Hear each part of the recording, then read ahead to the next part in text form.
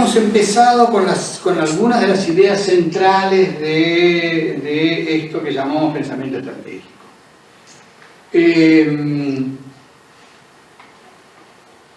Lo que yo quería advertirles ahora, quería explicar, era que por qué habíamos empezado con esto, que no es lo primero que surge en mi trabajo, digamos. Y la idea básica era que yo quería presentar el tema del pensamiento estratégico en primer lugar. Es decir, porque es lo que a lo largo del desarrollo de mi trabajo, que tiene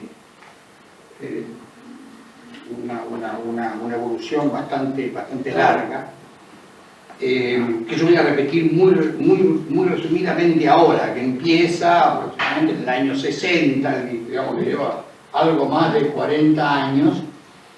La idea de pensamiento estratégico no surge de entrada, sino que surge mucho después de haber comenzado la reflexión, que inicialmente está centrada sobre la idea de planificación, básicamente. Y entonces la idea de pensamiento estratégico surge muchos años después como una crítica a lo que habíamos hecho en planificación durante un par de décadas, por lo menos, un par de décadas anteriormente. Yo empecé a pensar en estas cosas en el año 60. En el año 83 fue cuando escribí, 82-83, escribí los principales textos que forman parte del libro Pensar en Salud. Recién a partir del 84 comencé a escribir pensamiento estratégico, de manera que habían pasado 25 años prácticamente desde el comienzo de la reflexión. Entonces, ¿por qué presento yo esto ahora? Bueno, por una razón muy básica. Algunos de los comentaristas, comentaristas y más de los comentaristas, de los exégetas de algunos libros famosos, señalan muy claramente que el orden de pensamiento no es el mismo que el orden de la exposición. Y esta es una cuestión importante para cualquiera que intente realizar algún trabajo de tipo académico o intelectual, a publicar alguna cosa. Es decir, no es lo mismo pensar un tema que exponerlo. Y esto lo señala muy bien, por ejemplo, Althusser cuando analiza la obra de Marx y señala esta idea de que Marx no empieza pensando en la mercancía y de ahí desarrolla toda su enorme teoría con respecto al funcionamiento del capital, sino que digamos, cuando expone, comienza exponiendo el tema de la mercancía, el capítulo 1 del libro del primer libro del Capital, que tiene 3, se llama La mercancía. ¿Quién es usted? Hola, ¿qué tal? Perdón, pero he llegado tarde. El orden de la exposición no es lo mismo que el orden de la reflexión. Y entonces esto fue lo que me llevó a mí, en cierta forma, a tratar de decir, bueno, vamos a empezar por el hueso duro de este asunto. No vamos a empezar despacito, ir para ir, a partir de ahí, ir elaborando. Entonces yo decía, yo quería comenzar por poner las partes, ¿cómo diría?, más duras del pensamiento estratégico, como manera de centrar la reflexión en torno a una cosa muy firme y que a mi juicio tiene mucho que ver con lo que está pasando en este momento en nuestro país.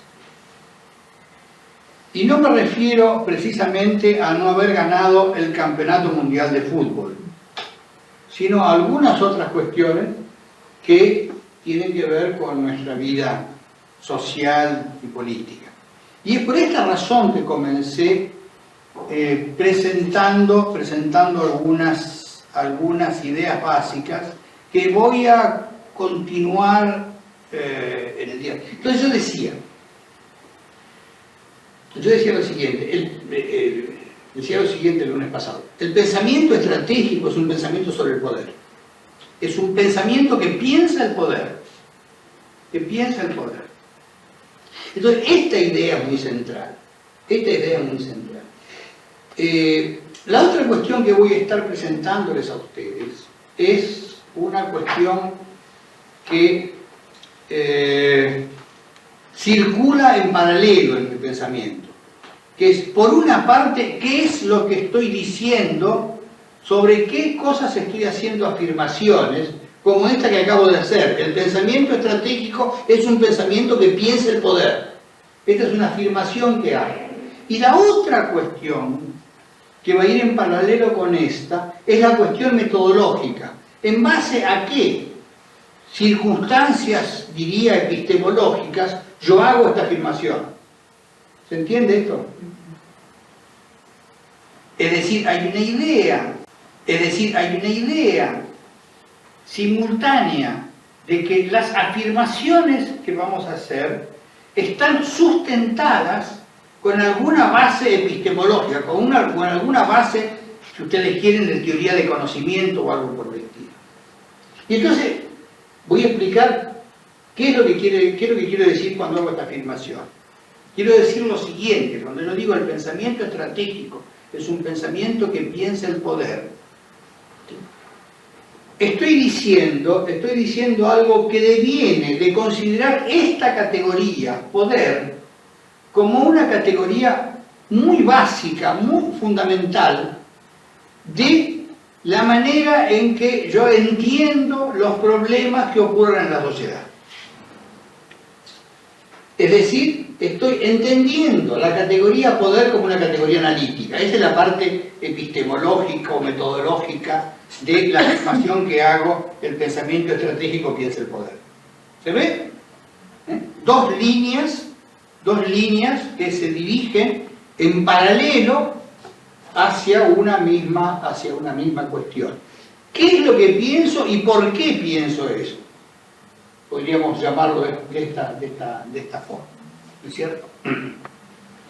Bueno, entonces, esta fue una de las afirmaciones, o dos de las afirmaciones centrales que yo intenté realizar la vez pasada.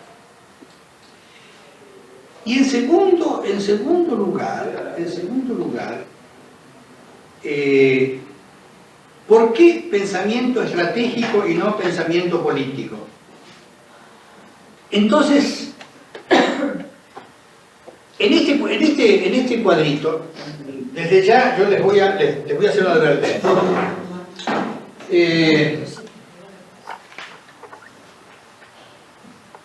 Y la advertencia es que yo trabajo siempre con cuadros de este tipo, con cuadros de doble entrada. Yo digo siempre que lo que pasa es que mi cerebro es cuadriculado. Un cerebro cuadriculado que pensar así no consigo entender. Y entonces acá estoy relacionando dos cuestiones que son la política y la estrategia.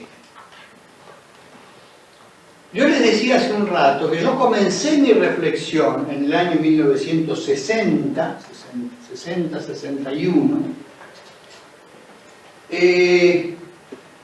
en términos que no eran estos, no eran ni de política ni de estrategia, sino en términos de planificación.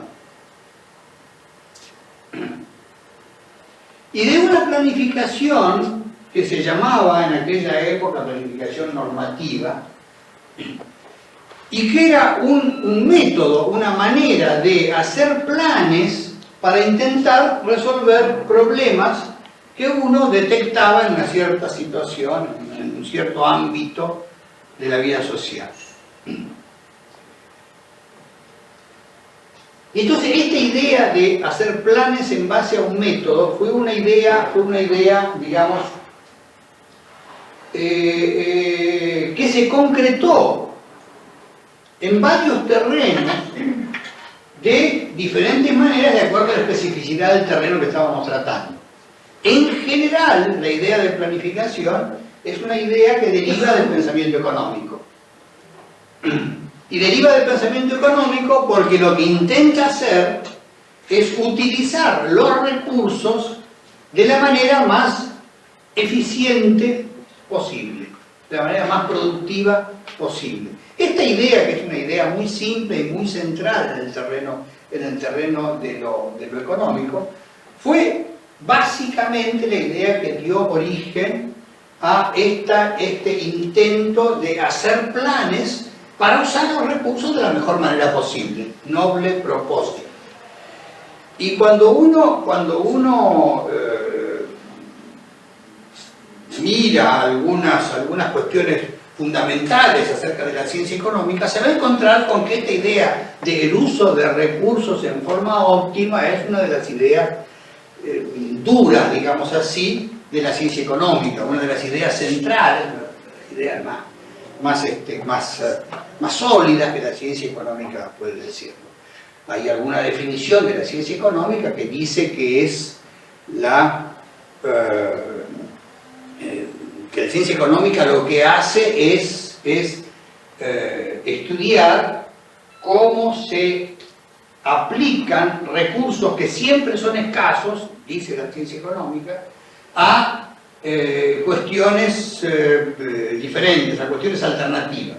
Es decir, ¿cuánto elijo de mis recursos para aplicarlos en tal terreno y cuántos para tal otro? ¿Cuánto le doy a educación y cuánto le doy a salud? Para poner un tema que es muy claro cuando se tienen que tomar decisiones a nivel de gobierno, por ejemplo. Y cuánto para economía, y cuánto para vivienda, y cuánto para empleo, y cuánto para tal cosa, y cuánto para tal otra. Es decir, ¿cómo hago para distribuir mis recursos? Entonces, esta idea de una aplicación óptima de los recursos a distintos usos es una idea muy central. Que entonces da origen allá por la década del 50 y poco después al tema de la planificación. Y además la otra cuestión que surge en aquel momento es la que se deriva de una experiencia muy clara, de varias experiencias que tuvieron mucho impacto, una de las cuales fue la guerra. En la década del 40 hubo la Gran Guerra, la Segunda Gran Guerra Mundial del siglo pasado. Y los que participaron en esa guerra, y en especial los Estados Unidos de Norteamérica, ya avanzada la guerra en algún momento, utilizaron mecanismos de planificación muy importantes, con lo cual se mostró cómo la planificación, digamos, podía ser utilizada para resolver este tema o para dar ideas importantes sobre cómo resolver esta idea de aplicación de recursos escasos a usos alternativos. Y acá el ejemplo era muy claro. Digamos, había que destinar recursos a la guerra, la mayor cantidad posible, pero no se podía dejar de alimentar a las poblaciones, digamos, de los países que estaban en guerra, por ejemplo.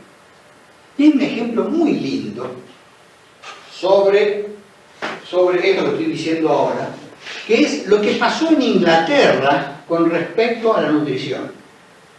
No sé si todos conocen el dato, pero durante la Segunda Guerra Mundial, donde había una enorme escasez y una dificultad muy grande de obtener recursos, el nivel nutritivo de los niños ingleses mejoró. Y este es un dato de la realidad muy interesante, porque muestra una consecuencia de haber tomado el mecanismo de planificación para poder utilizar óptimamente los recursos escasos que eran los alimentos, en particular la leche. Pero aquí lo que se hizo, se racionó la leche y se dijo, cada niño inglés debe tener tanta leche por día, es decir, 1 litro o lo que fuere. Con lo cual, digamos, se impidió el desperdicio de este recurso básico y se distribuyó mejor y la cosa mejoró.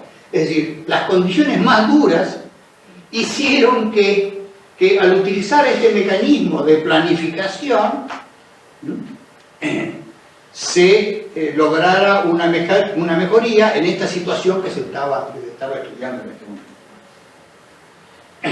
Pero y por supuesto también todo lo que tiene que ver con la guerra, con los problemas que significaba atender estos dificilísimos problemas en un frente de guerra que abarcaba la totalidad del mundo, ¿cierto? Se peleaba en todos los mares, en todos los continentes, en distintos frentes de batalla. Entonces, ¿cómo se hacía para poner los guerreros, las armas, las municiones, los alimentos, los vestidos, las cosas, qué sé yo qué, en los diferentes frentes? Entonces, esto no se podía hacer sin manejarlo de una forma muy coordinada, muy planificada, para decirlo de alguna manera. Entonces, estos son algunos de los ejemplos que muestran cómo la planificación funciona. Cómo la planificación funciona. Pero había otros ejemplos ya un poco más peligrosos. Y era la idea de que algunas décadas antes que esto que estoy contando ahora, de la Segunda Guerra Mundial, había ocurrido una gran transformación en el país más atrasado de la Tierra, posiblemente, que era la Rusia zarista, donde, digamos, la toma del poder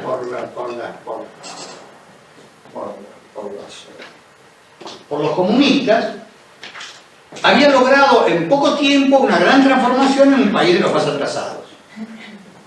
Y habían introducido también este mecanismo de planificación.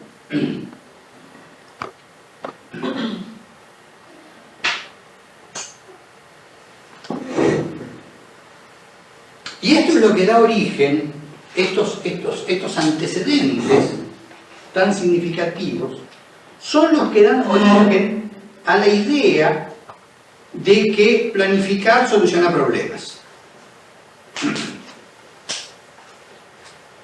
Entonces, aquí viene la advertencia paralela.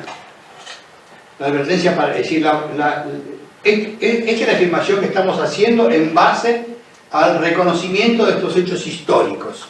¿Cuál es la afirmación paralela a esta? La afirmación paralela o la afirmación epistemológica es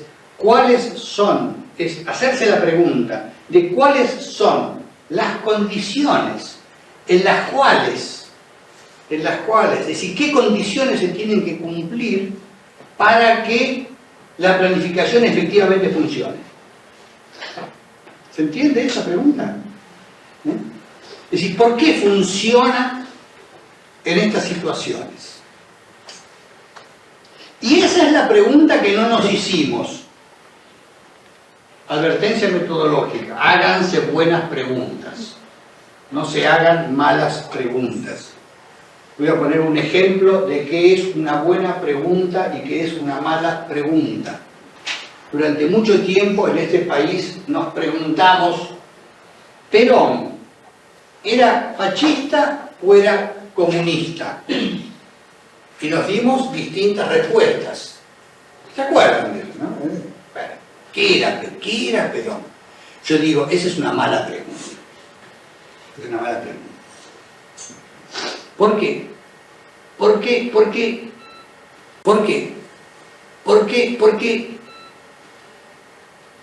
¿qué corno me importa a mí, en última instancia, si en el fondo de su almita Perón pensaba de una manera o de otra?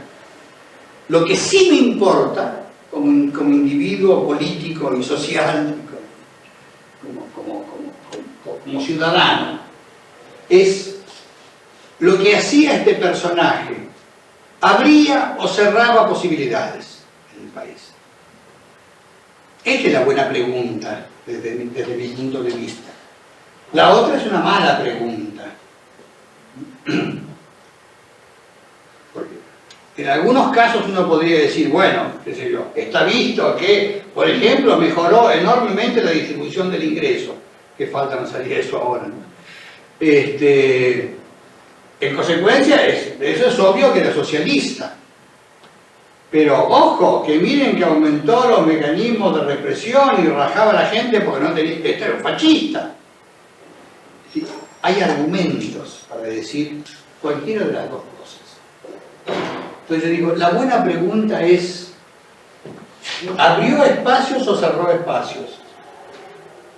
Por eso digo, ojo con las preguntas que nos hacemos. Ojo con las preguntas.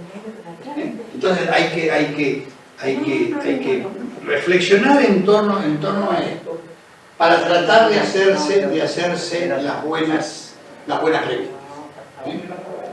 Lo que pasa es que nadie nos dice, es decir, no tenemos un método para saber cuál es la buena pregunta.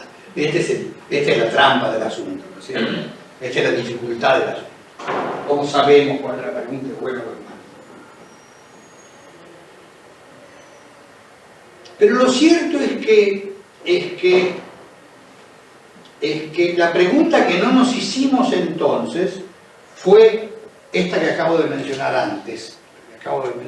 Es ¿cuáles son las condiciones que hacen que una planificación normativa tenga buenos resultados? Y aquí viene la otra advertencia epistemológica, que es la necesidad permanente que tenemos de contextualizar históricamente las categorías del análisis. Si nosotros pensamos cuál era la circunstancia histórica en la cual la planificación de la guerra funcionó, era precisamente que era una guerra. Y frente a una guerra no hay disensos internos. Las cosas están muy claras. Aquel es el enemigo que hay que derrotar. Y nosotros estamos de este lado todos trabajando en conjunto para derrotar a ese que es el enemigo. En consecuencia, no hay manera, no hay forma de que esto no se transforme en un acuerdo muy básico, que es el que permite que cuando se toma una decisión, esa decisión se cumpla, porque el acuerdo es previo. Estamos todos de acuerdo antes de que se tome la decisión. Cualquier decisión que se tome está bien. ¿Se entiende? Hay un consenso preformado que hace que entonces yo hago el plan, el general que comanda la tropa hace el plan, y todo el mundo atrás de ese plan. Si nos va mal, perdemos, compañero. Y si no, ganamos la guerra. Entonces, esto es muy importante. ¿Qué dice la teoría en torno al triunfo de la planificación soviética una vez que se hace la revolución? La teoría lo que dice es que lo que hace la revolución es eliminar las contradicciones de clase. Si no hay contradicciones de clase, entonces, más allá de esto, no hay contradicciones. O hay contradicciones secundarias que son fácilmente resolubles. Al no haber contradicciones de clase, entonces no hay dificultad para hacer planes que se cumplan. Es decir, es la misma situación que la guerra, hay un consenso previo. Digo en teoría, después se arma la que se arma, y qué sé yo qué, bueno, está bien, el consenso previo se consiguió después de matar a 25 millones de campesinos, algunos pequeños detalles, siempre pasan esas cosas, son incidentes de la historia. Entonces, política para mí significa propuesta de distribución de poder. Y estrategia,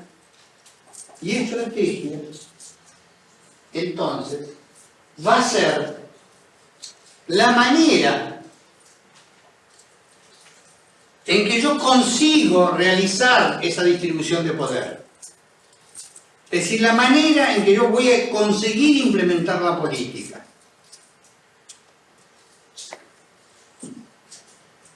Por eso ahí doy esos ejemplos. Y digo, política, cuando yo digo transformación, estoy diciendo política de cambio, política de distribución de poder que distribuye el poder de una manera distinta a la que está distribuido en la actualidad. Y lo voy a, digamos, a especificar más en caso de que sea necesario. Y cuando digo entonces política de conservación, estoy diciendo yo quiero que el poder no cambie de cómo está distribuido en la actualidad. Quiero que siga siendo así.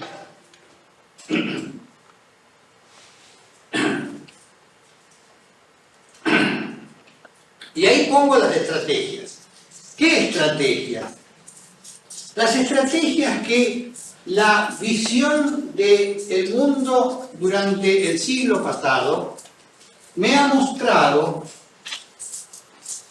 en las historias que se vivieron, que fueron las dos grandes estrategias, las dos estrategias más importantes, en síntesis, digamos, síntesis apretada, de la manera en que se trató de llevar adelante las políticas. Esas dos estrategias, que ahí están marcadas como asalto al poder y guerra de trincheras, son las dos estrategias que quedaron muy en claro con los episodios de la transformación en la Rusia, en el 18, la Rusia que poco después se pasó a llamar Unión Soviética. Voy a hacer una interrupción dentro de un breve momento. Voy a tratar de terminar con este cuadro por lo menos. Y entonces lo que ahí aparece es que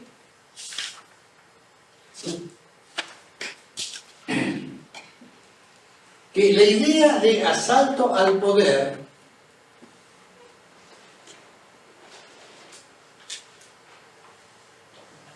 define una posición de izquierda cuando el asalto al poder se realiza para lograr una transformación, es decir, un cambio, para distribuir el poder de manera diferente. Esta es la idea.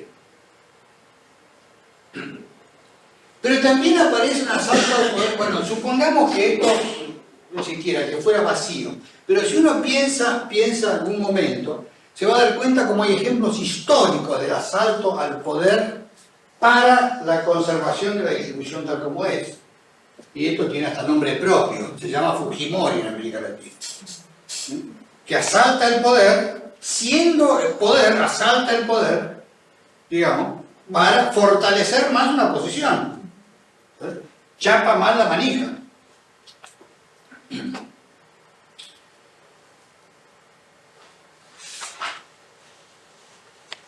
Y la guerra de trincheras o guerra de posiciones, llaman algunos autores, es la idea de ir conquistando espacios, y acá surge la idea de espacio social que va a ser muy importante en el desarrollo futuro, ir conquistando espacios en los cuales nos vamos haciendo fuertes. Conquistamos, avanzamos un cachito, conquistamos el espacio, consolidamos ahí, nos quedamos parados esperando una mejor oportunidad, etc. Volvemos a pasar un cachito, etc. Guerra de trincheras. Vamos avanzando paso a paso y construyendo trincheras, las consolidamos, una vez que estamos firmes ahí, nos fortalecemos, seguimos avanzando otro ratito, etc.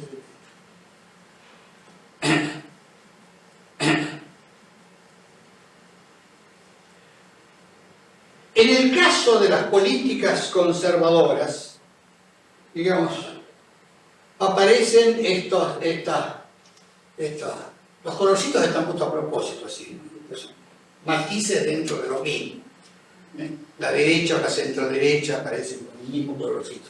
Pero no aparecen con los mismos colores la centro-izquierda y la izquierda. ¿Por qué? ¿Por qué? Porque hay una pelea entre las fuerzas que podríamos llamar progresistas, la de la transformación, los que quieren cambiar cosas, con respecto hacia asaltar el poder o, digamos, ubicarse dentro de la guerra de trincheras. Entonces podríamos decir que esta es la ideología democrática. Esta sería la ideología revolucionaria, digamos así, y esta en su conjunto la ideología conservadora. ¿Sí?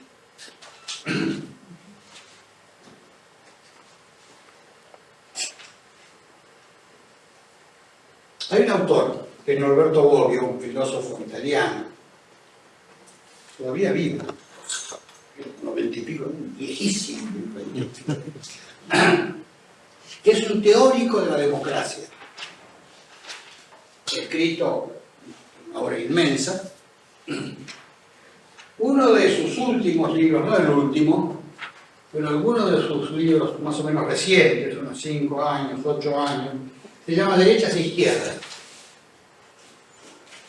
Y escribe ese libro para tratar de desmistificar una tesis actual, que es la siguiente, que es la que dice que este debate entre las izquierdas y las derechas es un debate obsoleto, es un debate que ya no debiera existir.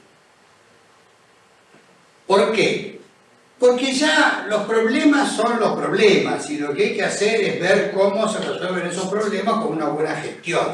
Pero claro, no hay diferencias entre la derecha y la izquierda.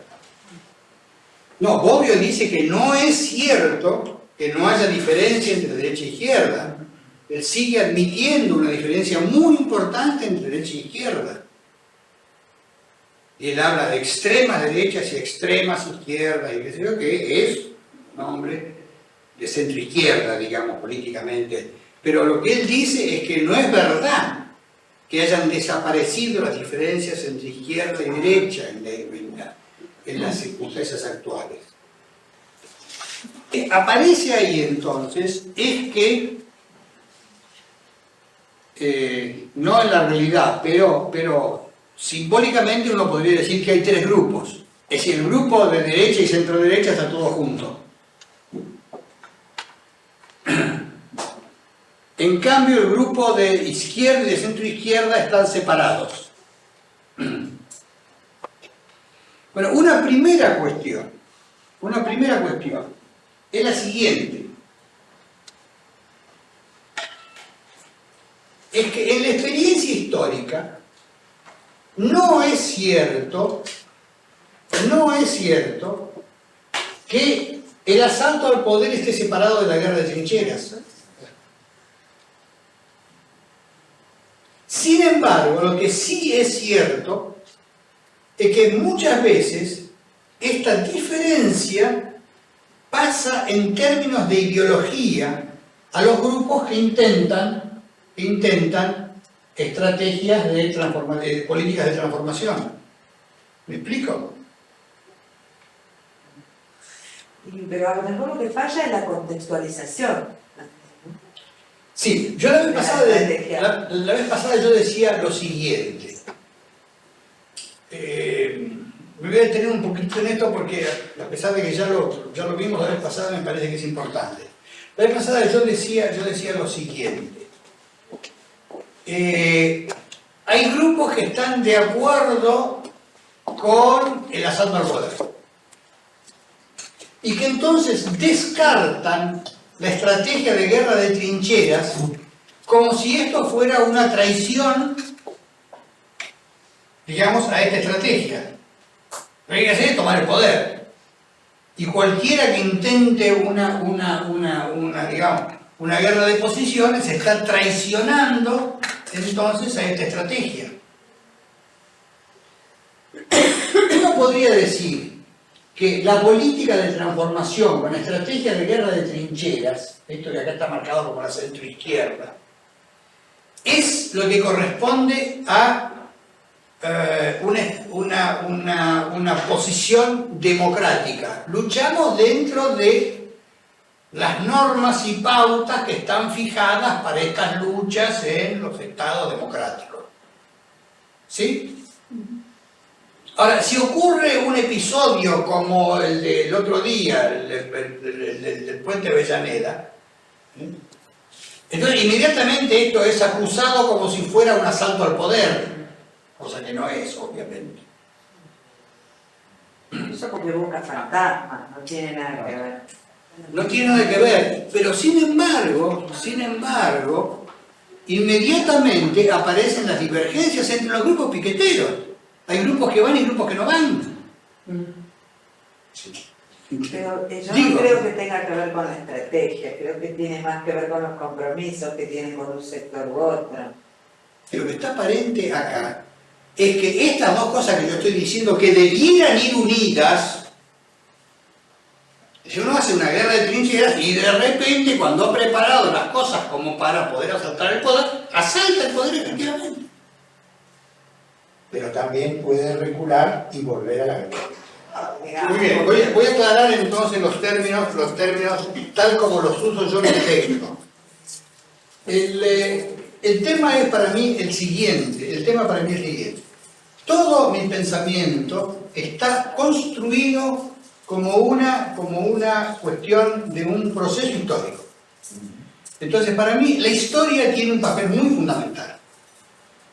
Yo le digo siempre a mi alumno, la primera pregunta que hay que hacerse es ¿en qué historia estoy metido? Por la necesidad, que ya dije varias veces, de contextualizar históricamente las categorías del análisis. Y yo solamente puedo contextualizar las categorías que uso. Por ejemplo, la categoría de hegemonía. La tengo que pensar, ¿qué significa hoy y aquí? 2002 en Argentina, no 1918 en la Unión Soviética, o 1927 en la cárcel de Lodi para Gramsci, sino 2002 en Buenos Aires, en Argentina. Entonces, esta es la idea de la necesidad de tomar en cuenta la historia. Ahora, lo que yo decía la vez pasada es que cuando uno mira una historia, resulta que se va a encontrar de repente con que hay un hecho que es de enorme visibilidad. Y a esto lo llamo el episodio histórico. Y es tan enorme la visibilidad de esto, que uno llega a la confusión de creer que ese episodio es el episodio que tiene consecuencias enormes. El 17 de octubre de 1945 en la Plaza de Mayo. Sí, a partir de ahí es que el peronismo triunfa y qué sé yo. Un momentito. Es un episodio histórico. Ahora, lo que digo también es que estos episodios se transforman, entonces, muchas veces, digamos, tienen tal visibilidad y tanta fuerza. El atentado de Sarajevo contra el archiduque, no sé cómo se llamaba, Maximiliano, seguramente, es el que desencadena la Primera Guerra Mundial. No, mentira, no es eso. Pero tiene esta imagen tan fenomenal, ¿no? De que viene el anarquista, le mete una bomba en el carro, hace volar por el aire y se arma el despegado. Como consecuencia de esto. No es así. Esta no es la historia, este es el episodio histórico.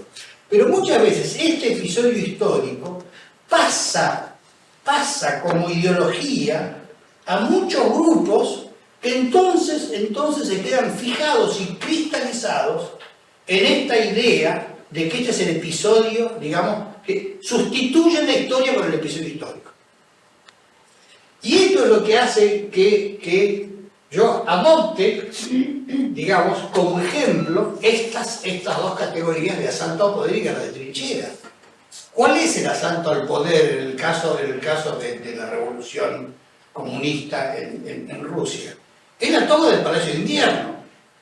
Llega, además, un episodio que tiene unas connotaciones fenomenales. Lenin atravesando Alemania en un tren blindado, en un tren sellado, para poder llegar a San Petersburgo y desencadenar aquel despelote. ¿No es cierto? Entonces, esto toma tal visibilidad de que para algunos grupos este episodio se transforma en la manera de llegar a esto que, desde nuestro punto de vista, diríamos, la necesidad de construcción de un poder. Que empieza mucho antes, empieza a comienzos del siglo, con la preparación, la revolución de 1905, todo lo que, la derrota, todo lo que viene después, la construcción del partido, bla, bla, etcétera, etcétera. Todo esto y lo que sigue después de esto, las alianzas nuevas que se crean, etc. Esta idea de proceso histórico en el cual hay períodos de guerra de trincheras y períodos y momentos de asalto al poder es lo que debe entenderse realmente como estrategia. Como estrategia. ¿No es cierto? Pero también hay que darse cuenta que hay muchos grupos que se quedan fijados en esto. Entonces, los partidarios del asalto al poder le van a decir a los partidarios de la guerra de trinchera: ustedes son unos traidores, porque están impidiendo, ¿qué es esto de ir a discutir en la Cámara de Diputados? Y sabemos, ¿se dan cuenta? ¿Qué es lo que está pasando hoy en Argentina? Esto está ocurriendo ahora, aquí. Y esto ocurre no solo en términos de políticas generales, esto ocurre en el terreno de la salud, compañeros, compañeras. ¿Se entendió lo que dije? Lo que yo entiendo de estrategia es un proceso combinado, con diferentes maneras de combinaciones de acuerdo a las circunstancias, entre estos dos componentes, no uno de los dos. Pero sí también entiendo que hay muchos grupos que quedan fijados y cristalizados a algún episodio histórico que los hace preferir una cosa u otra. ¿Se entiende? Entonces los vamos a poner a trabajar con eso. Bueno, entonces yo digo, acá hay tres grupos. ¿Cómo se combinan? Y yo digo que se combinan así. Bueno, acá lo que tienen ustedes es un dibujito muy entretenido.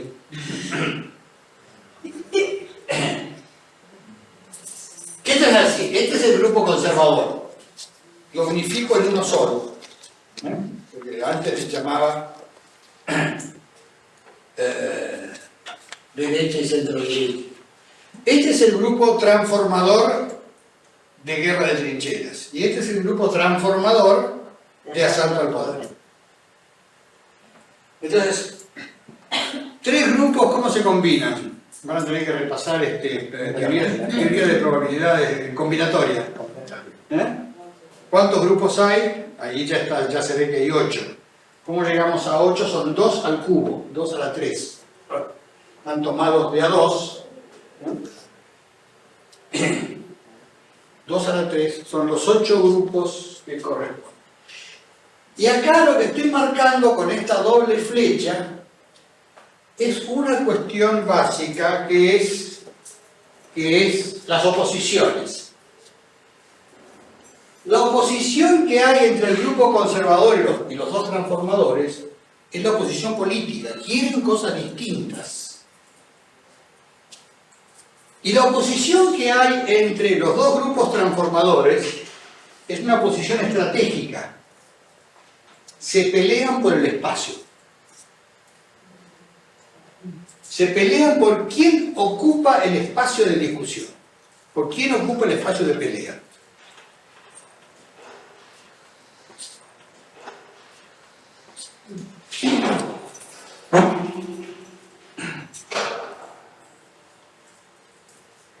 Entonces, en el primer triangulito tenemos 3 aliados. Están los 3 grupos aliados. ¿Ocurre eso en algún lado? Claro, seguro que sí. Seguro que sí, pero no en nuestros países. Eso ocurre en los países, eso ocurre en algunos casos en países del capitalismo desarrollado. Uno puede encontrar alianzas de ese tipo. Acá se da la tesis que discute Bobbio, donde no hay mucho que pelear, sino que hay que hacer las cosas. Pero digo,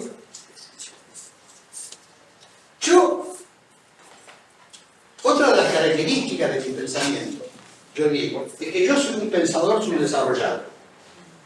Yo entiendo de subdesarrollo. Yo he vivido toda mi vida en países subdesarrollados. He vivido acá, he vivido algún tiempo en Brasil, algún tiempo en Venezuela, algún tiempo en México.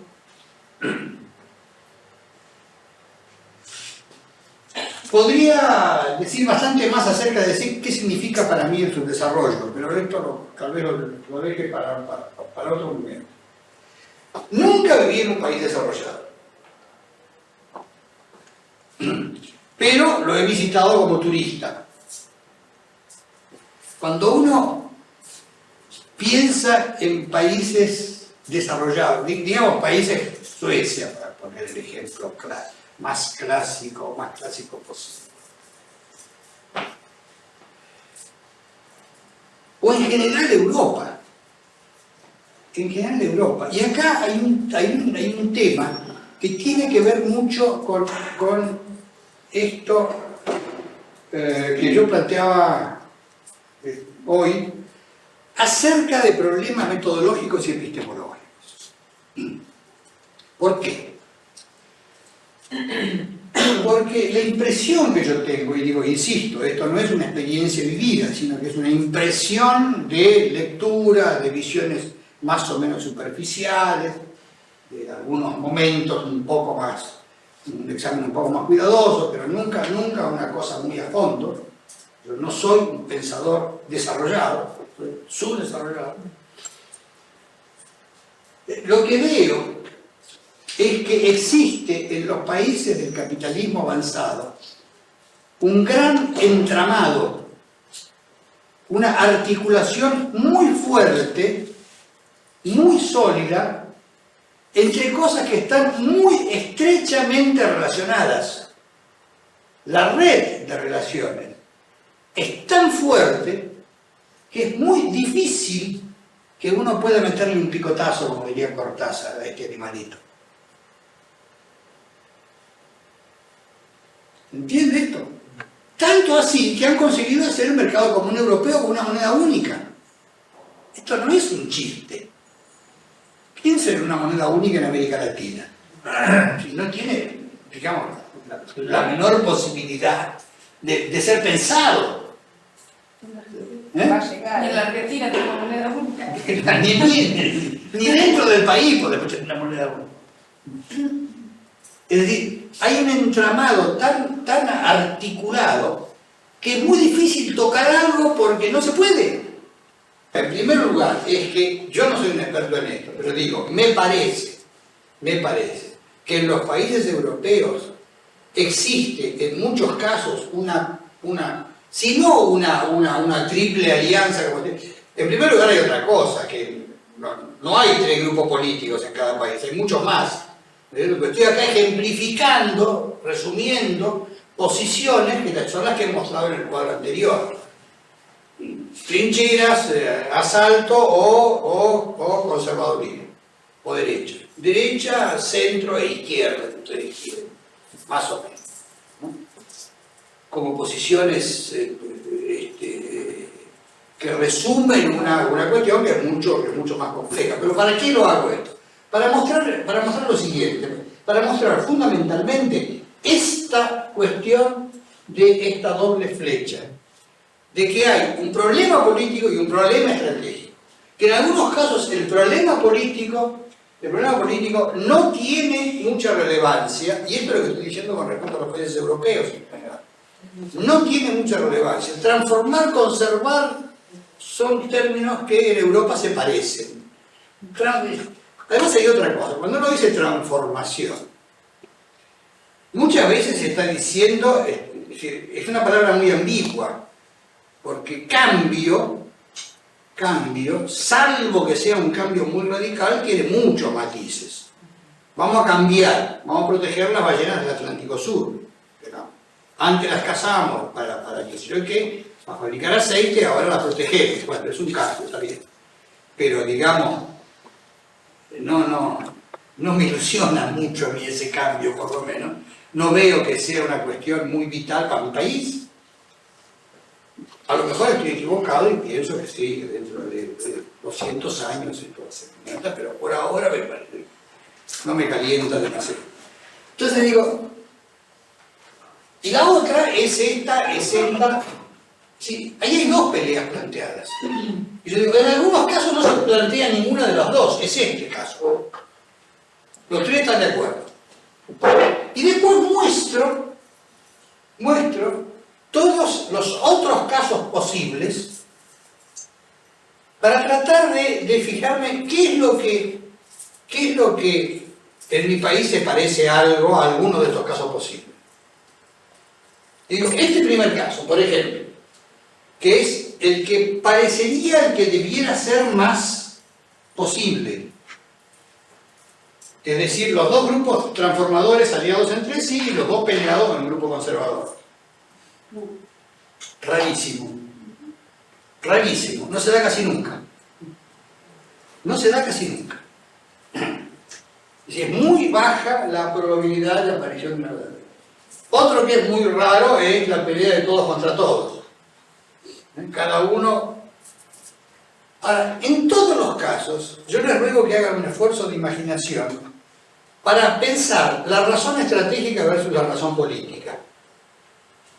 Acá lo que primaría es esta flecha.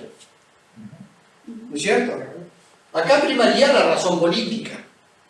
En este caso habría una especie de equilibrio entre las dos.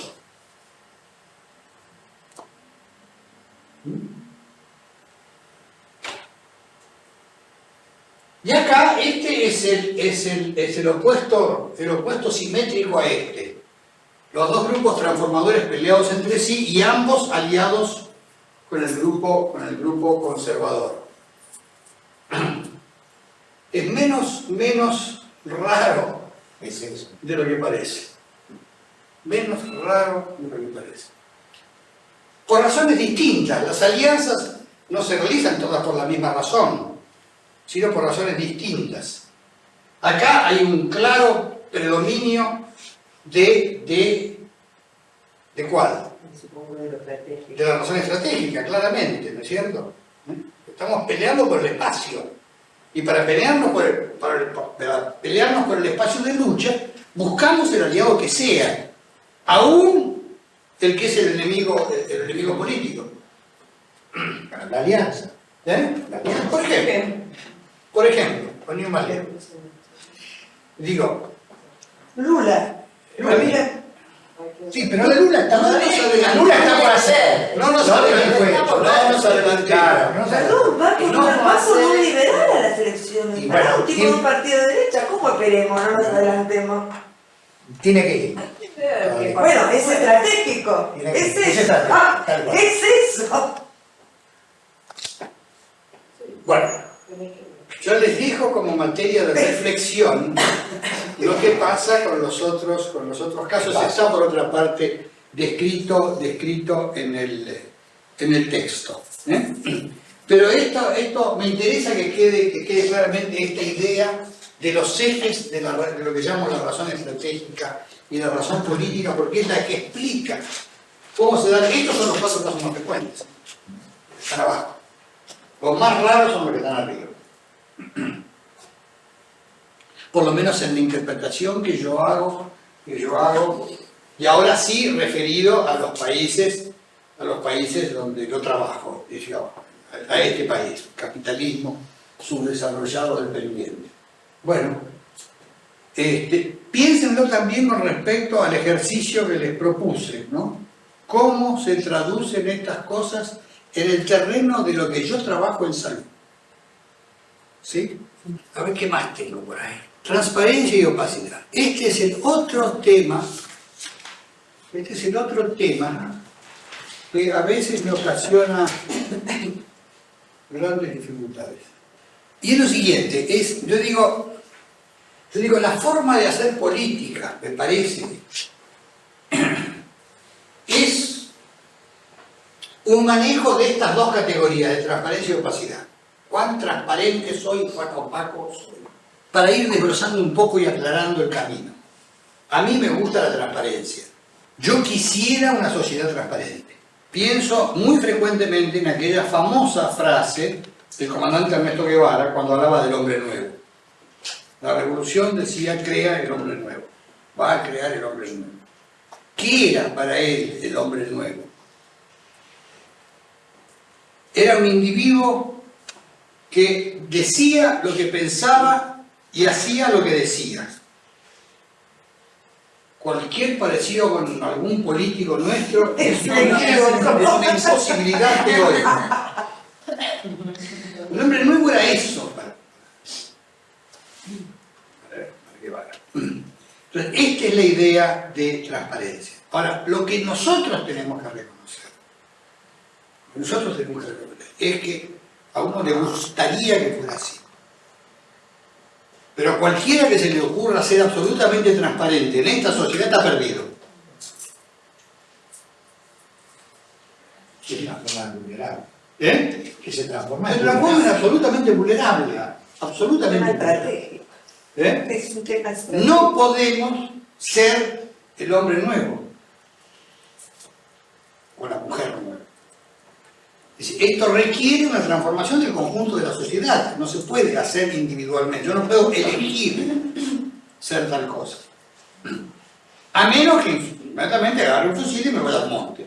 Con lo cual me pega un tiro en la nuca en primera de cambio. Es decir, quiere decir que entonces la idea de transparencia le doy un contenido totalmente positivo en cuanto a objetivo.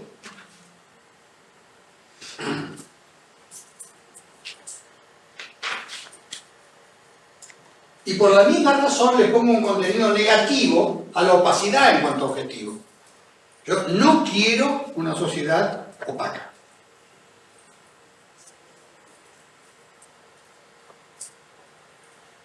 Habermas dice algo parecido cuando afirma en su libro Teoría de la Acción Comunicativa. En Teoría de la Acción Comunicativa, Habermas habla de una sociedad ideal de diálogo, donde dice, todos dicen la verdad,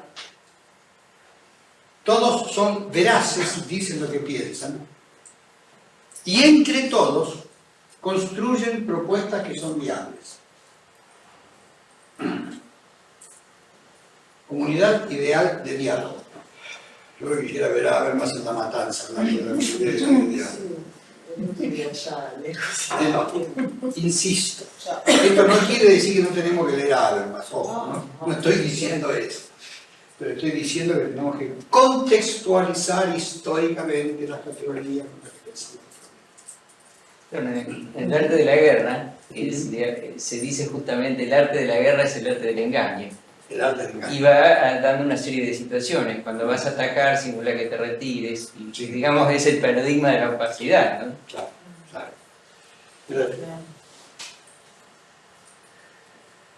Entonces, acá tenemos claramente que en cuanto a objetivo, la transparencia tiene un contenido positivo y la opacidad tiene un contenido negativo. Veamos qué pasa en cuanto a instrumento. Es decir, en cuanto a instrumento, yo sé que tengo que usar ambas cosas. Tengo que ser un cacho transparente, un cacho opaco. No puedo ser totalmente opaco, porque si no, entonces, ¿qué hago? Me quedo mudo, no digo nada. Entonces, todo el mundo, y este tipo desconfía, chao. O sea, algo tengo que mostrar del juego. Yo, por ejemplo, les muestro a ustedes parte de lo que pienso, pero no todo, porque si no me roban las ideas y yo pierdo vista después. Sí. Entonces tengo que ser un poco opaco acá cuando doy clase. Es decir, que la opacidad y la transparencia, ambos, tienen un contenido positivo en cuanto a instrumento, en cuanto a medio, en cuanto a recurso. en cuanto a forma de hacer las cosas. Esto me ha causado muchos problemas. Cuando planteé esto por primera vez, me pegaron durísimo. Tampoco sos un mentiroso.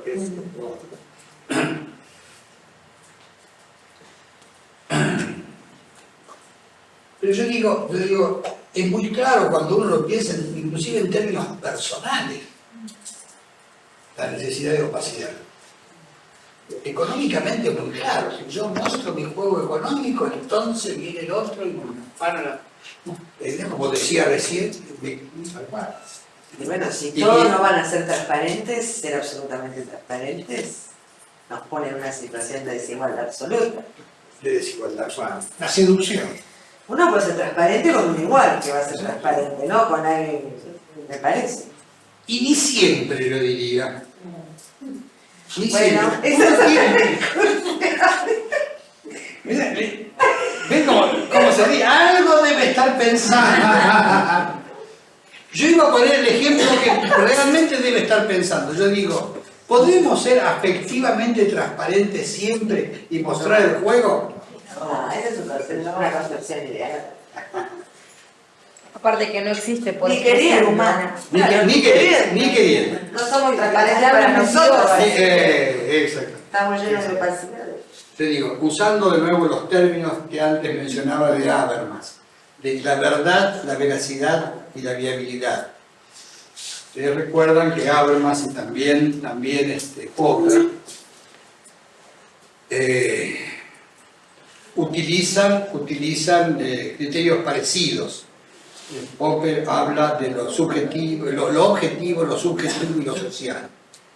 Lo que corresponde a lo objetivo tiene como equivalente en ese otro terreno la verdad. Si yo digo, objetivamente, si yo suelto antes lo hacía con los anteojos, pero lo rompí varios pares. Si yo suelto este pared, cae. Objetivamente es verdad lo que estoy diciendo y lo puedo repetir innumerables veces y siempre va a seguir siendo verdad. Entonces ahí no hay problema.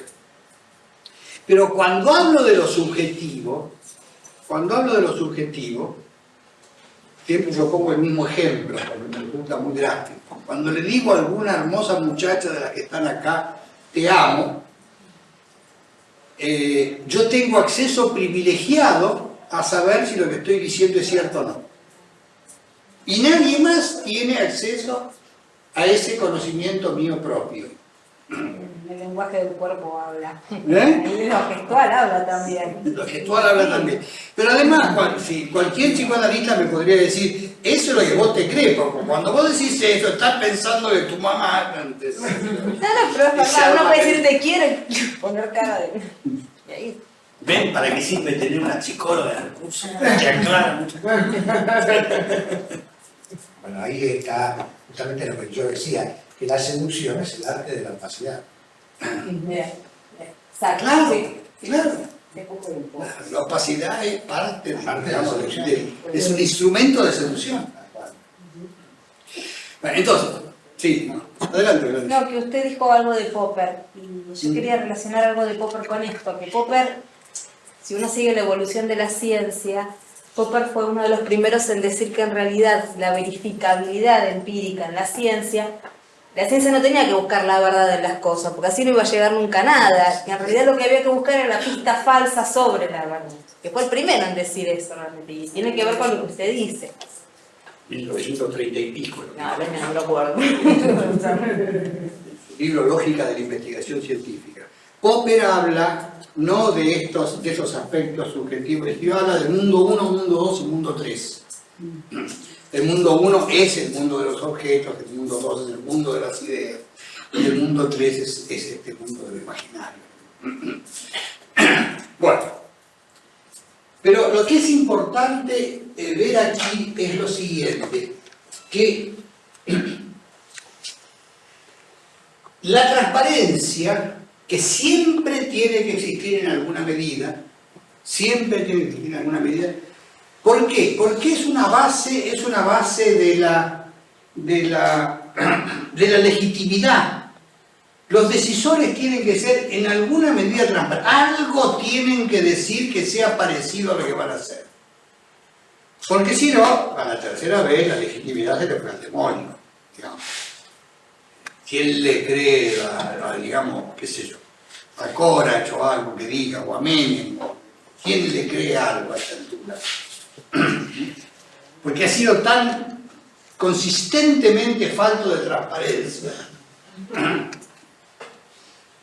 que ya digamos, no hay manera de que recupere esa legitimidad, salvo a través de ciertas maniobras como la que se están haciendo en relación con cosas que vienen de afuera. Creo. Sí, yo tengo otra lectura. A ver. Que hay otro tipo de transparencia. Primero que hay una transparencia que es absolutamente, vamos a decir, subjetiva. Es esa transparencia que yo muestro que lo que estoy haciendo es lo que estoy pensando y lo que estoy diciendo. De acá, en el caso Menem, yo lo veo como un caso de transparencia que yo espero que me afane y me afana. O sea, la previsibilidad es mayor. A ver, yo lo hago tal cual. Es más previsible que me afane Menem que me afane la Mejide. Entonces, entre ser violado por alguien que espero que me viole, con el cual yo puedo tener alguna defensa, y que me viole a alguien que no lo espero, yo prefiero la previsibilidad, es algún tipo de transparencia. Eso es lo que yo pienso. Eso es lo peligroso de este juego. Que de alguna manera él roba pero hace. Es eso parte de esa transparencia. Eso yo lo interpreto de tal manera, lo cual es muy peligroso. Sí, cuando yo me refiero a transparencia acá, me estoy refiriendo a que uno tiene que, digamos, yo lo menciono por ahí, menciono un texto donde esto está reflejado, que es cuando se hace un plan. Entonces, el plan tiene, y se dice explícitamente así en un documento que se preparó hace unos cuantos años, en Centro Panamericano de Planificación de Salud de Chile, se dice, el plan tiene dos tipos de documentos. Los documentos públicos, donde se dice alguna cantidad de cosas de lo que se va a hacer, y los documentos reservados, donde se dice qué es lo que se va a hacer para conseguirle viabilidad a cosas que aún no lo tienen. Y eso no se puede publicar. Digamos, no se puede publicar, miren, la semana que viene el gobierno va a decretar que el dólar va a valer 14 pesos. Mierda. Es decir, ese tipo de medidas que se hacen con algún propósito no pueden ser públicas, tienen que ser reservadas. Entonces, en ese sentido es que se habla de, en parte, transparencia. Algo hay que decir. Se está preparando una cuestión que va a favorecer al conjunto de la población. Eso es mentira, pero no importa. Que va a favorecer al conjunto de la población a través de mejorar la posición internacional. Es decir, hay que decir algo que permita entrever parte de lo que se está pensando, pero no todo. Hay que manejar las dos cosas. Sería transparencia de lo estructural y opacidad de lo instrumental. Claro, yo diría que lo de la transparencia es lo que permite la construcción o el mantenimiento de la legitimidad de algún decisor en algún nivel. El ejemplo, el Watergate de Nixon. Yo no fui, no tengo nada que ver, qué sé yo qué, bla, bla. Le costó la presidencia de la República, la presidencia del país. ¿Se acuerdan? Cuando se negó totalmente de que había sido el gobierno que había estado complicado, el afano de no sé qué cosa, en el edificio Watergate. Entonces, esto es lo que este cierre, cuando se abre un delito de cosa y se descubre que el presidente mintió, le cuesta el cargo. Allá. Allá, claro. Allá. Acá. Buena observación, allá. Claro, porque le costaba. Claro. Enron muestra que Por ya lo no que le él cuesta. mencionaba claro. antes, ¿no? Le costaba. Le costaba. Rosadito, ya no le cuesta. Hemos avanzado grande. Ha mejorado, Hemos conseguido avanzar en lograr subdesarrollar un poco un país. Es un gran avance. No, pero es cierto, es cierto. Es decir, hay un nivel donde uno, claro, y este es un juego que no tiene normas. ¿Cuánto de transparente y cuánto de opaco?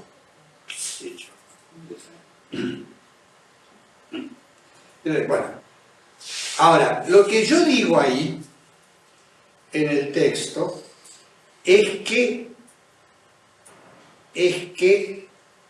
la opacidad tiene más importancia estratégica.